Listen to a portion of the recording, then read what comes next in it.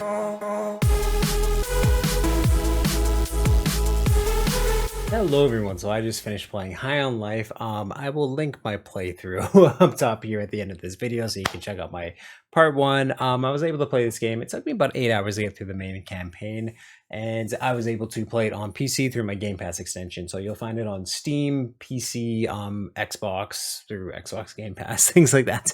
So it is a sci-fi action adventure first-person shooter game created by Justin Roiland, the creator of Rick and Morty, and is developed by Squanch Games. So yes, without further ado, let me get into my review for High on Life. So this game is again to a science. It takes place in a science fiction world, first-person shooter where Earth has been invaded by a malicious alien cartel known as the G3 cartel, who seek to basically use the human population as drugs. They go around the galaxy and turn living beings into drugs that they smoke, and they have found that humans are the most potent and just basically give them the best high. So they're going around harvesting humans, and you play as essentially just someone who doesn't know what they're doing with their life, just plays video games all day, who becomes and takes on the role of a bounty hunter, taking bounties, hunting down the G3 cartel, and navigating throughout the galaxy, saving humanity by using living weapons known as Gatlians to again take down the G3 cartel. There's a few side plot things that have to do with just managing your relationship with your sister and little things like that, but for the most part, this game is just pretty straightforward. You go around killing members of the G3 cartel, collecting bounties, and yeah, just trying to save humanity one step at a time. So again, too, the plot of this game is very, very straightforward. It's very easy to follow. There's not a whole lot to it, and it feels dated in a few ways, just like the gameplay does, but I'll get into that in a little bit. I did find that the ending of this game is very, very abrupt, and I felt that there was just so much more that they could have done, more conversations that they could have done, characters that it just felt like a whole chunk of the ending was missing, like a big like 5-10 minute cutscene or just again to more dialogue was missing out of this ending. And again too, it felt just again very abrupt was the way that I could put it, right after the final boss fight. So I just wish that there would have been a little more there, but for the most part the pacing of this game is pretty solid. There is decent little conversations that you're able to have with a lot of the characters. There's again too just a decent amount of static and depth within them, so it's decent. You play as a voiceless protagonist for the entire game. There are little dialogue options that come up, and you're able to again just speak in the way that you would like to off of the 2 to 4 dialogue options that is going to give you most of the time. So it helped in a way of making your character feel a little more personable, but you don't really get to talk. And again too, the choices that you make don't matter at all at the end of the game. It just makes you feel a little more personable. They're not going to change the story, the dialogue a little bit, but they're not really going to change the story in a way that again too changes the ending, affects relationships. Everything works out in the end, really. Yeah, when it comes to the gameplay, this does feel like a first-person shooter from the early 2000s, just in the design and again the feel of it. You just again to select contracts that will take you to again just a certain bounty, a member of the G3 cartel. You kill them, return the bounty, get money that you can use to upgrade your suits and whatnot, upgrade your guns in certain ways. But yeah, you do that, go back to your little portal and go to the next one. Each mission takes about 50 minutes to an hour long, depending on how much you want to explore the worlds. But again, so that's basically all it is you get from point A to point B, kill the boss at point B, go back and go take on another boss in the same linear storytelling way. There are different worlds that this game will take you to, and again, too, when it comes to the exploration, this game is a little sandboxy, but it's very limited, and the only exploring that you can really do is just finding certain chests that will give you money that you can use to upgrade, again, to just upgrade your suits and your guns.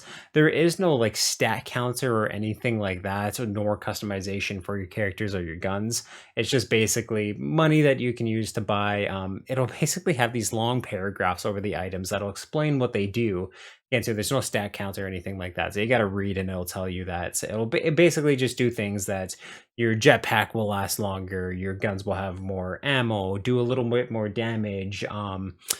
their cooldowns will be shorter, things like that. So that's again too are just really good to read into, and you don't see any difference on the screen or anything like that, but you do feel it once you're able to get these upgrades in. And I do highly recommend upgrading your weapons and all your guns and things like that. And there is these little crystals that you can find when enemies warp in. There'll be warp bases, and after you kill everyone, you can find this little crystal.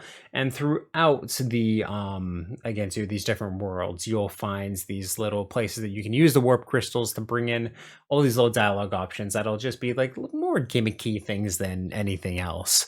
But there's definitely some funny conversations that you can find within the game. But yeah, you have a few different types of Gatlians that you can use, and they all talk to you. And the one thing that I do want to praise this game is that I was really nervous that the guns would only have like 5 things that they would say to you like most games do nowadays. But I don't think I ever had a gun speak the same line more than once. It's really, really good at programming them to speak different things at all different times. Basically have that linear dialogue that's just progresses throughout the game.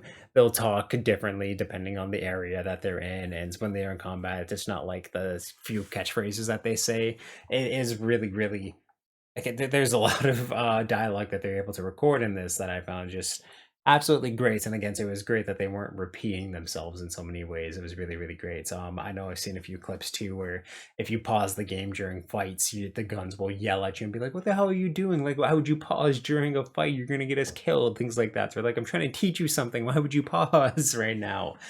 Just funny things like that were absolutely great. And even though like some of the characters can, or some of the Galleons can have similar lines, they're not the same thing, and they all have their own unique flavor to the way that they deliver everything. Some of the delivery can get a little old at points, just like to I I never really got too much into Rick and Morty, and a big part of that was because I found the humor was just so ad-libby and relentless. Like everything had to be a joke. That definitely translates over to this game as well, where I just found a lot of the time there were a few times where I had to stop playing this game just because I was getting really tired of just the constant jokes, like making fun of everything. Everything had to be a punchline sort of thing. So I don't think I was ever able to play this game longer than 90 minutes, but I was able to get back into it after like a few hours or like say the next day with no problem. But I did have to stop a few times because I was just getting a little tired of just relentless jokes and jokes and jokes and jokes all the time. Some of the things too, like I said, the programming is really, really funny, and it's did things that just I've never seen in a game before where you